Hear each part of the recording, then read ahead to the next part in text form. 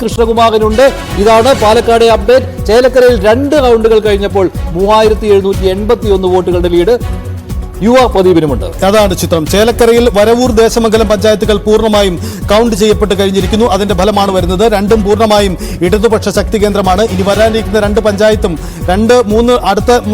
അടുത്ത 3 റൗണ്ടുകളും അങ്ങനെ തന്നെയാണ് സംഭവിക്കുന്നത്. വള്ളത്തോൾ നഗറിലെ 18 ബൂത്തുകൾ കൗണ്ട് ചെയ്യണം.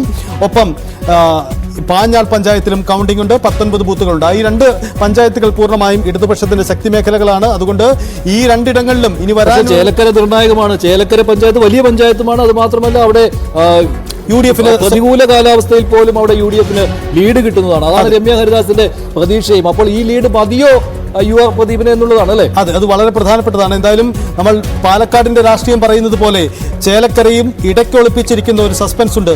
ചേലക്കര പഞ്ചായത്തിലേക്ക് എത്തുമ്പോൾ അവിടെ തെരഞ്ഞെടുപ്പിന്റെ ലീഡ് നിലയിൽ വലിയ മാറ്റം ഉണ്ടാകാം. അപ്പോൾ ഇപ്പോൾ കാണിക്കുന്ന മേധാവിത്വം, ഇപ്പോൾ കാണുന്ന സ്ഥാനാർത്ഥികളുടെ ചിത്രം തന്നെയാണോ ഇങ്ങനെ സ്ക്രീനിൽ ഉണ്ടാവുക എന്ന കാര്യത്തിൽ നമുക്ക് ഉറപ്പില്ല. നമുക്ക് കാത്തിരിക്കാം. എന്തായാലും പാലക്കാട് തെരഞ്ഞെടുപ്പ് അതിന്റെ എല്ലാ സസ്പെൻസിലൂടെ കടന്നു പോകുന്നു എന്ന സാഹചര്യമുണ്ട്. പാലക്കാടിന്റെ തെരഞ്ഞെടുപ്പ് വിധിയിൽ മാറ്റങ്ങൾ ഉണ്ടാകുന്നു എന്ന സാഹചര്യം കൂടിയുണ്ട്. നമുക്ക് വ്യക്തത വരുന്നില്ല എന്താണ്. രാഹുൽ മാങ്കൂട്ടത്തിൽ മുന്നിലെന്ന് കാണിക്കുന്നുണ്ട്. പക്ഷേ ഇപ്പോൾ 1057 വോട്ടുകളുടെ ലീഡ് കിട്ടിയിരിക്കുന്നു സി കൃഷ്ണകുമാറിന്. 1ാം റൗണ്ടിൽ 2ാം റൗണ്ടാണ് അതിനിർണായകം. അതാണ് ഇടയ്ക്ക് നമ്മൾ അപ്ഡേറ്റ് കൊടുത്തത്.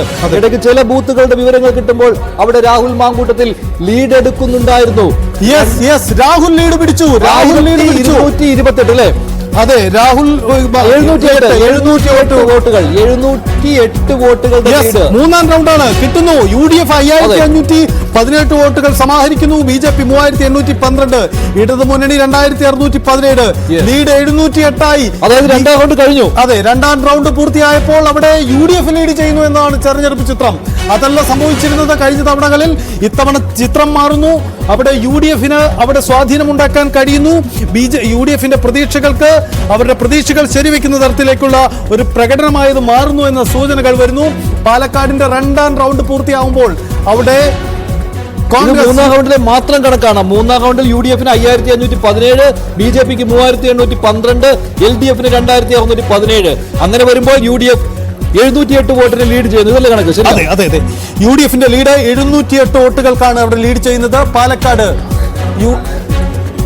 അതായത് 1700 വോട്ടുകളുടെ ലീഡ്, ഏകദേശം 1700 വോട്ടുകളുടെ ലീഡ് കിട്ടി. ഈ റൗണ്ടിൽ തന്നെ കിട്ടി അല്ലേ? അതെ മഞ്ജുഷ, ഒരു കാര്യം വ്യക്തമാണ്. BJPയുടെ ശക്തി കേന്ദ്രങ്ങളിൽ തിരിച്ചടി ഉണ്ടാവുന്നുണ്ട്. അവർക്ക് തിരിച്ചടി ഉണ്ടാവുന്നുണ്ട്. അങ്ങനെയാണ്. കാരണം കഴിഞ്ഞ തവണ 3000-ലധികം വോട്ടുകൾക്ക് BJP 4000-ഓളം അനൗദ്യോഗിക കണക്കുണ്ട്. എന്തായാലും 3000-ലധികം വോട്ടുകൾക്ക് BJP ലീഡ് ചെയ്യുന്ന സമയത്താണ് ഇപ്പോൾ 708 വോട്ടുകൾക്ക് UDF ലീഡ്. അതായത് 2021 ഒരു സമയത്ത് പോലും തുടക്കത്തിൽ UDF ലീഡ് ചെയ്തിരുന്നില്ല പാലക്കാട്. സ്ഥിരമായിട്ട് ഈ ശ്രീധരൻ BJP ആണ് ലീഡ് ചെയ്തുകൊണ്ടിരുന്നത്. അവിടെയാണ് രാഹുൽ മാങ്കൂട്ടത്തിന് ലീഡ് കിട്ടുന്നത് എന്നുള്ളത് അതിനിർണായകമായ കാര്യമാണ്. തെരഞ്ഞെടുപ്പ് പാലക്കാടിന്റെ രാഷ്ട്രീയം എങ്ങനെയെന്നതിന്റെ സൂചനകൾ പുറത്തു വരുന്നു. പാലക്കാട് UDF ലീഡ് നിലനിർത്തുന്നു. UDF ലീഡ് ചെയ്യുന്നു. രാഹുൽ മാങ്കൂട്ടം 708. അപ്രതീക്ഷിതമാണ് നഗരമേഖലകളിലെ അവിടെ UDF ആഹ്ലാദ പഠനം കാണാം. കാരണം പാലക്കാട് നഗരസഭയിൽ ലീഡ് ചെയ്തു എന്ന് പറഞ്ഞാൽ പിന്നെ UDF തിരിഞ്ഞു നോക്കേണ്ട കാര്യമില്ല. അതൊരു ട്രെൻഡ് സെറ്ററാണ്. അതുകൊണ്ടാണ് UDF ക്യാമ്പുകൾ ഇപ്പോൾ ആഹ്ലാദത്തിലായിരിക്കുന്നത്. അതിന്റെ ദൃശ്യങ്ങളും വന്നു തുടങ്ങിയിട്ടുണ്ട്. UDF ക്യാമ്പുകൾ ആഹ്ലാദത്തിലാണ്. ആദ്യം അവിടെ UDF പ്രവർത്തകർ കൊടി വീശിയിരുന്നു. ഇപ്പോൾ നേതാക്കളും പരസ്പരം ആശ്ലേഷിച്ച് സന്തോഷം പങ്കിടുന്ന കാഴ്ചയാണ്. കാരണം രാഹുൽ മാങ്കൂട്ടത്തിൽ ലീഡ് ചെയ്യുന്നു എന്നുള്ളതാണ്. ഈ സൂചന നൽകുന്നത് ഒരുപക്ഷെ രാഹുലിന്റെ വിജയിച്ചാൽ വിജയം വലിയ ഭൂരിപക്ഷത്തിലേക്ക് മാറാനുള്ള സാധ്യത. കാരണം പിരായിരി പഞ്ചായത്തുണ്ട്, കണ്ണാടിയുണ്ട്, മാത്തൂരുണ്ട്. പിരായിരിയിൽ ഇതിനേക്കാൾ വലിയ ലീഡ് കിട്ടുമെന്ന കാര്യത്തിൽ സംശയമില്ല. ഇതൊരു ട്രെൻഡാണ് എങ്കിൽ. കാരണം അവിടെ LDF വോട്ടുകളും കുറയുകയാണ്. നഗരസഭയിൽ ഏറെ പിന്നോട്ട് പോവുകയാണ്. LDF കഴിഞ്ഞ തവണ 16,000 വോട്ടുകൾ കിട്ടിയതാണ്. അത്രയും ഇത്തവണ വരുമോ എന്നുള്ള കാര്യത്തിൽ സംശയമുണ്ട്. അങ്ങനെ വരുമ്പോൾ ആ വോട്ടുകൾ UDF പോകുന്നു എന്നാണ്. എന്തായാലും BJPക്ക് നല്ല സമയമല്ല ഇത്. പാലക്കാട് ലീഡ് എടുത്തിരിക്കുകയാണ് രാഹുൽ മാങ്കൂട്ടത്തിൽ. അതും BJPയുടെ ശക്തി കേന്ദ്രത്തിൽ ലീഡ് എടുത്തിരിക്കുകയാണ്. വളരെ പ്രധാനപ്പെട്ട രാഷ്ട്രീയമാണ് പാലക്കാട് പറയുന്നത്. പാലക്കാട് കാത്തിരിക്കുന്നത് BJPക്ക് ഒരു വലിയ തിരിച്ചടിയുടെ സൂചനകൾ പാലക്കാട് നിന്നും ഉണ്ടാകുന്നു. അവകാശവാദങ്ങൾ തെറ്റുന്നു. മുമ്പ് ഈ ശ്രീധരന്റെ അടുത്തെത്താൻ പോലും ഇപ്പോൾ കഴിയുന്നില്ല കൃഷ്ണകുമാർ എന്നതാണ് സാഹചര്യം. സ്ഥാനാർത്ഥിക്കെതിരായ വികാരങ്ങളൊക്കെ പ്രകടമായോ? എന്തുപറ്റി? ബി.ജെ.പി. കേന്ദ്രങ്ങളിൽ വോട്ട് ചോർച്ചയ്ക്ക് കാരണം എന്താണ് ഉണ്ടായത്? ബി.ജെ.പി. കോട്ടകൾ രാഹുൽ തകർക്കുന്നു എന്ന് തന്നെയാണ് ഇതിൽ നിന്ന് മനസ്സിലാക്കേണ്ടത്. കാരണം അത്തരത്തിലുള്ള സ്ഥലങ്ങളിലാണ് ഇപ്പോൾ, ആ ബൂത്തുകളിലെ വോട്ടുകളാണ് ഇപ്പോൾ എണ്ണിക്കൊണ്ടിരിക്കുന്നത് എന്നത് അതിനിർണായകമായ കാര്യമാണ്. അവിടെയാണ് ഇപ്പോൾ 708 വോട്ടുകളെങ്കിൽ 708 വോട്ടുകൾ. ചേലക്കരയും ഒരു അപ്ഡേറ്റ് വരുന്നുണ്ട്, അതൊന്ന് അപ്ഡേറ്റ് ചെയ്യാം, സ്ക്രീനിൽ കൂടി അപ്ഡേറ്റ് ചെയ്യാം.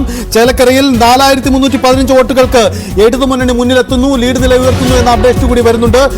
ഓരോ ബൂത്തുകളിലും ഇടതുമുന്നണി അങ്ങനെ ലീഡ് നില ഉയർത്തിക്കൊണ്ടിരിക്കുന്നു. 4315 ചേലക്കരയിൽ ഒരു അപ്ഡേറ്റ് കൂടി ഉണ്ട്. അവിടെ പി.വി. അൻവറിന്റെ സ്ഥാനാർത്ഥിക്ക് കാര്യമായ ചലനം ഒന്നും ഉണ്ടാക്കാൻ കഴിഞ്ഞിട്ടില്ല. 350 വോട്ടുകൾ മാത്രമാണ് കഴിഞ്ഞ 2 റൗണ്ടുകളിൽ അദ്ദേഹം സമാഹരിച്ചത് എന്ന സാഹചര്യം കൂടിയുണ്ട്. NK സുധീർ 325 വോട്ടുകളാണ് അദ്ദേഹം സമാഹരിച്ചത്. അങ്ങനെയെങ്കിൽ അൻവറിന്റെ സ്ഥാനാർത്ഥിക്ക് ഒരു നേട്ടവും ഉണ്ടാക്കാൻ കഴിഞ്ഞിട്ടില്ല, ഒരു തരത്തിലുള്ള സ്വാധീനവും ഉണ്ടാക്കാൻ കഴിഞ്ഞിട്ടില്ല. അവിടെ പാലക്കാട് ഇപ്പോഴും 708 വോട്ടുകൾക്ക് രാഹുൽ മാങ്കൂട്ടത്തിൽ ലീഡ് ചെയ്യുകയാണ്. അതിനിർണായകമായ ലീഡ്. 3ാം റൗണ്ടായപ്പോഴേക്കും വലിയ ലീഡ് എന്ന് പറയാൻ കഴിയില്ലെങ്കിലും ഈ സമയത്ത് ലീഡ് കിട്ടുക എന്നുള്ളത് വളരെ പ്രധാനപ്പെട്ടതാണ്. കാരണം ഈ 708 എന്ന ലീഡ് നില ചെറിയ ഭൂരിപക്ഷത്തിലെങ്കിലുമുള്ള ലീഡ് നിലയായി നഗരസഭാ പരിധിയിൽ നിലനിർത്തിക്കൊണ്ടുപോയാൽ UDFന്റെ ഭൂരിപക്ഷം വൻ ഭൂരിപക്ഷമായി വിജയത്തിലേക്ക് അത് എത്തിക്കും എന്ന കാര്യം നമുക്ക് നിസ്സംശയം പറയാം. കാരണം പാലക്കാടിന്റെ രാഷ്ട്രീയ സ്വഭാവം, മണ്ഡലത്തിന്റെ ചിത്രം അങ്ങനെയാണ് എന്നതാണ് സാഹചര്യം. നഗരസഭാ പരിധിയിൽ BJP വലിയ ഭൂരിപക്ഷം നിലനിർത്തിയാൽ മാത്രമാണ് അവരുടെ പ്രതീക്ഷകൾക്ക് UDF ക്യാമ്പിൽ ഇപ്പോൾ ആഹ്ലാദ പ്രകടനമാണ്. സംശയമില്ലാത്ത കാര്യമാണ്. UDF ക്യാമ്പ് ആഹ്ലാദത്തിലാണ്. പാലക്കാട് UDF നിലനിർത്തുവാനുള്ള ഒരു സാഹചര്യം വന്നിരിക്കുന്നു. ദൃശ്യങ്ങൾ കാണുകയാണ്. അതെ, UDF പ്രവർത്തകർ പുറത്തിറങ്ങിയിരിക്കുന്നു. അവിടെ അവർ ആഘോഷ പരിപാടികൾക്ക് ഒരുങ്ങുന്നു. രാവിലെ മഞ്ജുഷ്, ഈ ആഹ്ലാദത്തിന് പാട്ടെഴുതിയതൊന്നും വെറുതെ ആയിട്ടില്ല എന്നതിന്റെ സൂചനകൾ ആദ്യ മണിക്കൂറുകൾ. വിജയഗാനം 7 മണിക്ക് തന്നെ റിലീസ് ചെയ്തതാണ് UDF. അതിനെ കളിയാക്കിയതാണ് സരിൻ. പക്ഷേ സരിൻ എങ്ങും എത്താൻ കഴിഞ്ഞിട്ടില്ല ഇതുവരെ എന്നുള്ളതാണ് ഏറെ പ്രത്യേകത. യെസ്, അതാണ് സാഹചര്യം. ലീഗിന്റെ പ്രവർത്തകരാണ് അവിടെ കൂടുതൽ ആവേശവുമായി പുറത്തിറങ്ങിയിരിക്കുന്നതെന്നാണ് മനസ്സിലാകുന്നത്. എന്തായാലും മുസ്ലിം ലീഗിന്റെ കൊടികൾ വീശുന്നുണ്ട്. പൊതു നിരത്തുകളിൽ കോൺഗ്രസ് പ്രവർത്തകർ, UDF പ്രവർത്തകർ സജീവമായി ഇറങ്ങുന്നു, പ്ലക്കാർഡുകൾ ഉയർത്തുന്നു. രാഹുൽ മാങ്കൂട്ടത്തിന് വേണ്ടി, രാഹുലിന്റെ വിജയം അവർ സുനിശ്ചിതമെന്ന് പ്രവർത്തകർ വിധിയെഴുതി കഴിഞ്ഞു.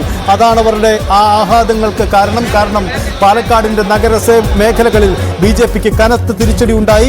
UDFന്റെ കനത്ത രാഹുൽ ആ മേഖലകളിലേക്ക് കടന്നു കയറി എന്നതാണ് സാഹചര്യം. അടുത്ത റൗണ്ടും നിർണായകമാണ്. അടുത്ത റൗണ്ടിലും ലീഡ് നിലനിർത്താൻ കഴിഞ്ഞാൽ പിന്നെ തിരിഞ്ഞു നോക്കേണ്ട ആവശ്യം UDFന് ഉണ്ടാവുകയില്ല എന്ന കാര്യത്തിൽ സംശയമില്ല. ഇനി തിരിച്ചു വരണമെങ്കിൽ പാലക്കാട് നഗരസഭയുടെ മറ്റു മേഖലകളിൽ, അത് നേരത്തെ BJP സ്ഥാനാർത്ഥി പറഞ്ഞതുപോലെ 4-5 റൗണ്ടുകൾ, പക്ഷെ അവിടെയും കാലിടറിയാൽ തീർന്നു എന്നുള്ളത് തന്നെയാണ്. ഇവിടെ 2ാം റൗണ്ടും 3ാം റൗണ്ടും നിർണായകമായി മാറുകയായിരുന്നു അല്ലേ? അതെ മഞ്ജുഷ, ഈ പാലക്കാടും ചേലക്കരയും 2 വ്യത്യസ്ത രാഷ്ട്രീയം പറഞ്ഞോ എന്ന ചില സൂചനകളുണ്ട്. നമുക്ക് ചേലക്കര ഉറപ്പിക്കേണ്ട, എന്നിരുന്നാൽ കൂടിയും ചില വ്യത്യസ്ത രാഷ്ട്രീയമാണോ പറഞ്ഞത്? കാരണം പാലക്കാട് നൽകുന്ന സൂചനയനുസരിച്ച് അത് പൂർണ്ണമായും UDFന് അനുകൂലമായ രാഷ്ട്രീയം, ആ സ്ഥാനാർത്ഥി ഏറ്റെടുത്തുകൊണ്ടുള്ള ഒരു രാഷ്ട്രീയം പറഞ്ഞു എന്ന സൂചനകൾ പുറത്തു വരുന്നുണ്ട്. എന്നാൽ ചേലക്കര മറ്റൊരു തരത്തിൽ